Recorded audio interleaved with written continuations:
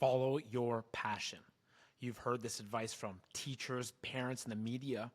Unfortunately, you don't have a passion. Boo! So you're left feeling like you're stuck or like you're behind, but wait, you're not. You don't need a pre-existing passion to create a fulfilling life and career. Let me explain. These 3 messages could change the way you prepare for your career and for your life. Number 1, why follow your passion is bad advice for most people. 2, how to find your path without a passion. And 3, why you should stop searching for passion and what to do instead. My name is JP Michel, and over 100,000 students have used our approach to career exploration at universities like Harvard and Waterloo. I have a master's degree in industrial organizational psychology, but more importantly, I was an inspiring basketball player who failed, and I know how to learn from failure. And what a rejection! And I believe we can all learn from other people's mistakes. So, should you follow your passion or not? People say you have to have a lot of passion for what you're doing, and it's totally true. And the reason is because it's so hard that if you don't, any rational person would give up. If you can find what is your passion, if you find what you love, you never get tired. When you're passionate, everybody cheers you on. They're stoked for you. Oh, you found your passion? Awesome.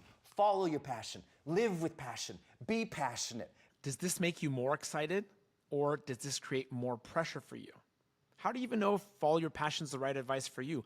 What if follow your passion didn't work for most people? There's a dangerously limiting idea at the heart of everything we believe about success and life in general.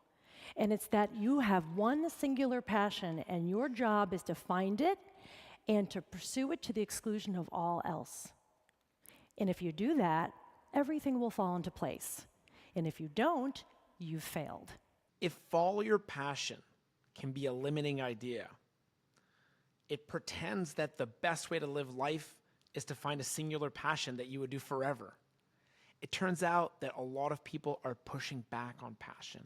So here's a core idea: don't follow your passion. People who tell you to follow your passion have never made any money or have made a lot of money and want you to think they're cool. Don't follow your passion. People who are already rich tell you to follow your passion. You should follow your talent. What I think is some of the worst advice given to young people. Does anyone want to guess what it is? Follow your passion. What utter bullshit. Okay, so you have some rich people telling you you should follow your passion, some rich people telling you you shouldn't. Here's how you get to decide what to do about passion. First, decide where you fall on the passion spectrum. On one end, there are people who just don't have a passion. On the other, you have people who do have a passion. And maybe in the middle, you might have a passion. Let's call it passion-ish. If you're on the no passion side of the spectrum, you might be feeling like something's wrong with you, or that you're falling behind. If you have a passion, you might be worried about turning that passion into a career path, or wondering if it's truly the right fit for you. No matter where you fall on the passion spectrum, there's good news. You don't need to choose just one passion to have a fulfilling career.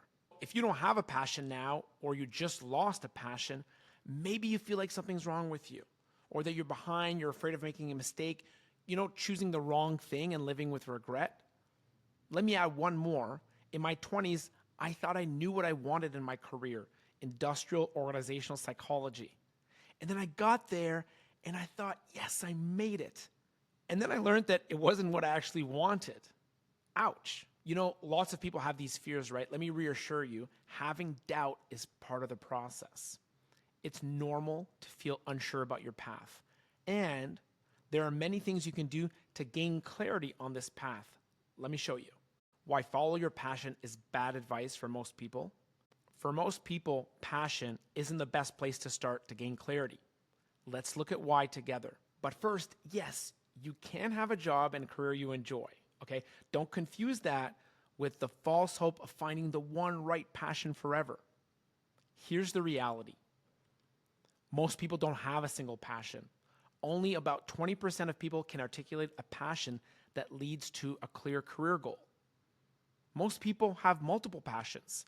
Some people actually call themselves multi-potentialites. So if you don't have one clear passion that leads to one perfect career, well, you're in good company. This is why I think passion-first thinking is overrated. If you don't have a passion, there are better ways to start. How to find your path without a passion. So when we say passion, what do we mean anyway? Are we talking about joy, excitement, energy, or certainty?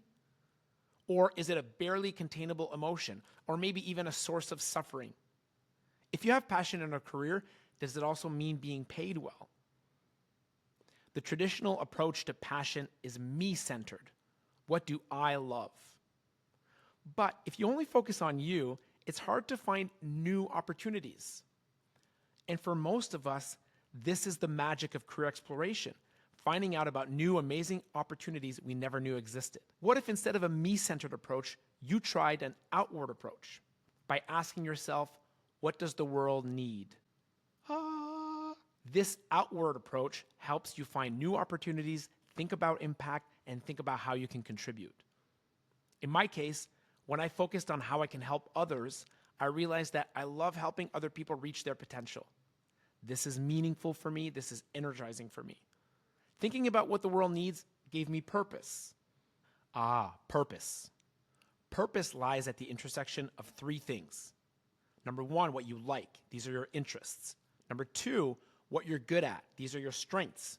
And number three, what the world needs. These are challenges to solve. Some researchers call this ikigai, but I prefer this simpler model. This Venn diagram shows how to create purpose in your life and your career. You should think about these three elements. Number one, look for what the world needs. Find problems to solve. Things like the United Nations Sustainable Development Goals. Maybe you want to end extreme poverty. Number two, figure out what you're good at. These are your strengths. And third, explore to learn what you enjoy, what you actually like doing. Look at this Venn diagram and think about parents or adults. Where would you put them?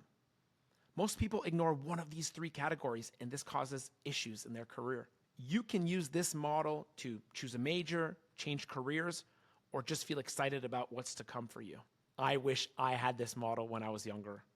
Instead, I looked for passion. I focused on what I liked and what made me happy, a very me-centered approach. Using purpose changed things for me because now I could understand more about the world of work. Why do these companies exist in the first place? Oh, they have a purpose. What do they need? How can I help? This unlocked a whole lot for me. And here's how purpose can help you. Why you should stop searching for passion and what to do instead. Find problems to solve in the world, challenges you want to meet, opportunities you want to take advantage of. What do you want to do? Do you want to make AI safer? Do you want to encourage voter participation? Do you want to build furniture that lasts?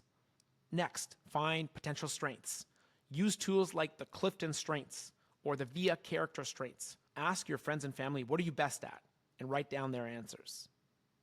Third, write down your favorite activities. When do you lose track of time? Are you building, analyzing, creating, helping? Once you've reflected on all these elements, go out and try something new. Join a club that's working on the issue that you care about, or even start one. You can also volunteer or work on a small project. You can learn from other people by watching a YouTube video. Through these experiences, these actions you take, big or small, you're going to build skills. This is important. This is what Cal Newport and others have suggested, that instead of fighting for the one perfect passion, you should focus on building valuable skills in your career through real experiences. In essence, you should become so good that they can't ignore you. The more you practice and improve your skills, the more opportunities will open up for you. Instead of waiting for passion to appear, take action. This is why quite a few folks will tell you, don't follow your passion, just go out and build skills because this is a better use of your time. Taking action, building skills, this is going to help you uncover more about what you enjoy, what the world needs, and the skills you can use to make a difference.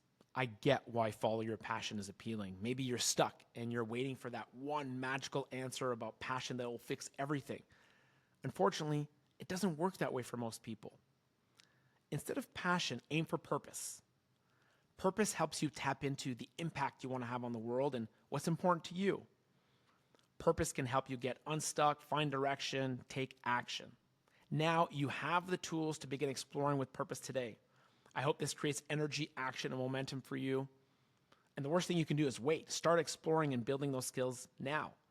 The world needs you. You're here because you want access to the greatest advice available out there on how to navigate your career and your life. Please let me know what was most useful to you in the comments, and I'll see you in the next video.